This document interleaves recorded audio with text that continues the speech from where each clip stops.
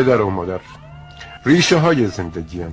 درخت هر چقدرم که بزرگ باشه، هر چقدرم که پربار باشه، نمیتونه بدون ریشه سر و پا بایسته.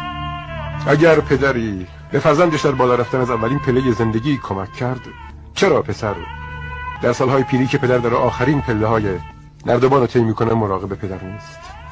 و زمانی که نردبان به درد نخور شد میذارمش تو انباری کنار اسباب اساسیه به درد نخور. میگن قلب سنگ اگه از دست سنگ تراش درد بگیره هیچ وقت مجسمه خوبی نمیشه. مزرعه ای که از شخم زدن ناراحت بشه محصول نمیده. سرزنش پدر و مادر مثل دستهای سنگ تراش و شخم ضروریه. پدر مادرها هیچ آرزویی ندارن جز سعادت فرزند. اگه تونستم به جایی برسم فقط به خاطر پدرم بوده. و اگه امروز روی پای خودم ایستادم فقط به خاطر نصیحت‌های پدرم.